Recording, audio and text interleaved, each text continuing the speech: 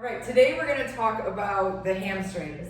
So a lot of people complain that their hamstrings are tight and they're tight all the time and they can't seem to get through making them loose, even though you might stretch all the time. So first we need to decide, is it true tightness or is it actually weakness of the hamstrings? So oftentimes when you continue to stretch and you continue to stretch and you don't feel a change in the tension in your hamstrings, it's not that they're tight, it's that they're weak, or a combination of them. So what we want to do today is show you how to test to see, is it truly hamstring tightness or is there potentially a weakness issue, and then address it from there. So we'll go through a lot of hamstring strengthening exercises today. In research, it actually is being shown that working on the strength, especially with two particular exercises that we'll go through, changes hamstring length, so it does make them have less tension, and then that makes you feel less tight overall. All right, so the first thing we were going to go over is a couple of tests just to see if your hamstrings are truly tight or if they're weak. So this is Tom. He's going to be our subject today. So Tom, can you please lay on your back with your feet that way for me? So the first test is a straight leg raise. So I'm going to have you just keep your knee straight and lift your leg up as high as you can. Okay? So this test, if you are looking at the angle here, Tom gets pretty close to 90 degrees. He's got a little bend in his knee, but he gets up pretty far. So for Tom, I wouldn't say that he has hamstring tightness. The cutoff point for tightness is about 70 degrees, which is here. So if you can get this high with lifting your leg, go ahead, do it again. If you can get to about 70 degrees, then hamstring stretching wouldn't be the first place we start. We would start to look at other factors, okay? And then you would test this both sides, so you can come up on the other side too. Because there certainly could be a different side to side, okay? So if you pass that test, then we go look at strength a little bit more. So one of the ways I like to look at strength is just bend your knees for me. It's just your ability to do a hamstring bridge. So if you come down like this, you're gonna push through your heels for this one, okay?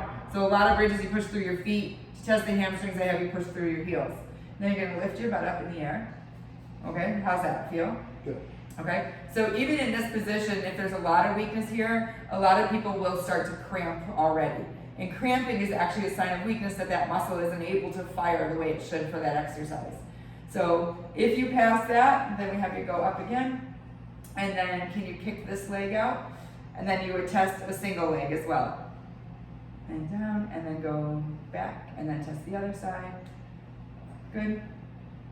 All right? And then you can also test this at different angles. So if you're pretty good there, then I might bring you out a little further depending on your activity to see where there might be some weakness in that muscle. So same thing, if you can bridge up and then kick a leg out. And it starts to shake a little bit on that one.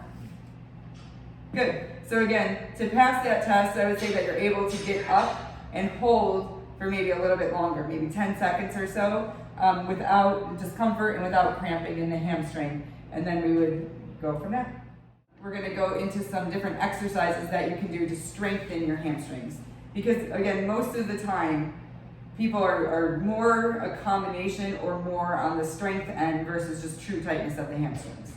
So staying with that test, this is something we can do as a exercise. So a hamstring bridging is one. So if you lift your hips up, so the first level would be here and just staying up on both legs and holding this position, and then down. The second level would be up and then kick a leg out and hold that position. And when you're holding that position, you're trying to keep those hips level and as high as they were when you were on two legs. And then same, we could work on holding this position. And then the third level would be actually going up and down just on the single one. So I look for somebody to be able to do 15 of these to show me that those hamstrings are able to support themselves when they're in an athletic position, when they're deadlifting, when you're squatting, to be able to load the backside and use your hamstrings. So I kind of use 15 as my mark there. Okay? Now, other variations of that, we can do a walkout. So if you're doing really well and you're trying to challenge yourself with the hamstrings, just coming up, and then you're gonna walk out as far as you can, and then walk it in. Good, and then you can repeat that, okay? So that's hamstring bridging, some different variations to really help to build up the hamstring muscles themselves. All right, so another exercise we use to strengthen the hamstrings, but really the whole back side of the leg, is a standing skater or a standing hip extension exercise. So if you can, you're gonna take a band, and let's put it around your knees for now. All right, and what Tom's gonna do here, you're gonna stand on one leg, and then try to kick the other leg behind you, roughly at a 45-degree angle. Good, yep. So back. So it's not straight back, it's not out to the side, it's going to a 45-degree angle. Good. And where do you feel that? So he feels it more in his glute, which is fine, because we're trying to strengthen the whole back side of this leg, okay? So the biggest thing, turn towards the camera for me. The biggest thing too, as you're going, go ahead and go back with the leg, is that you're not tipping through your body. So you're stabilizing on one leg and then kicking the other leg behind you. So this is a hip skater, and it will help with the kind of posterior chain strength, glute, and hamstring. All right, so now we have some more advanced hamstring exercises, although we can make them a little simpler, but this is considered a high-level hamstring strengthening exercise. So I'm gonna have you go here. You're gonna kneel facing that way for me.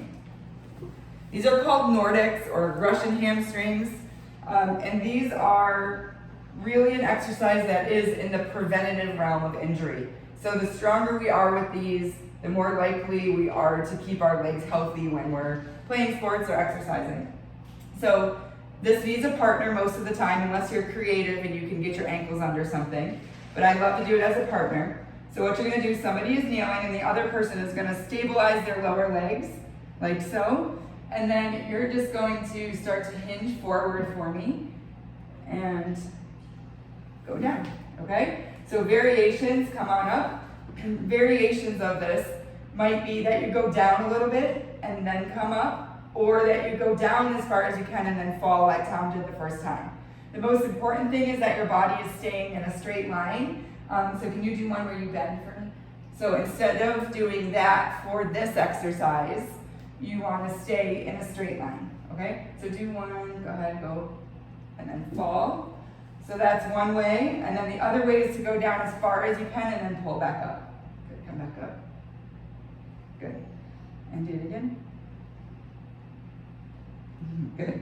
So this is certainly one, the first time you do it, that you might cramp. You might feel a cramp in your hamstring. If you do that, then just get up, shake it out, and you can certainly try it again. If it's super hard, you're just gonna go down a little bit and then come back. Or go down as far as you can and then fall forward. So those are Nordic hamstrings. To me, these are something that everybody should be doing in their workout program, especially athletes who are running or lifting weights or having to stabilize on one leg. Super important. All right, so as we progress through the hamstring strengthening, we want to do some more like plyometric activity, which means we get a little more of a fast movement, just like we would in a sport if we're sprinting or making a quick change of direction. So these are called hamstring, I call them temper tantrums or kicks on a ball. So Tom, you're gonna lie down on your back and your legs are gonna come up on the ball. So you can put the ball up against a wall or in a corner, or you can have somebody hold the ball. And then you're gonna go up into a little bit of a bridge and then try to lift one leg and kick into that ball back and forth as fast as you can. Good. Okay, so that's awesome. So you should start to be able to move those feet fast. If you can't go that fast, because Tom's pretty awesome at that, go ahead and bend back. Just start nice and easy. So try to kick, go ahead, nice and easy. It's probably better. Good. So those are temper tantrum kicks into a ball. Okay? So one other plyometric hamstring exercise that we like to do is another type of fast kicks, but instead of kicking down, you're going to be pulling against a band. So go ahead and lie on your belly here. And I will hook you in. So you just hook yourself into a band. Okay. And then you're going to scoot forward enough that you keep tension on those bands. Okay. And then from here, you're going to do the same thing. So you're going to do a prone hamstring curl, but you're going to try to kick back and forth as fast as you can. Go ahead. Good, so this position, he's keeping those thighs down and then kicking as fast as he can into that tension.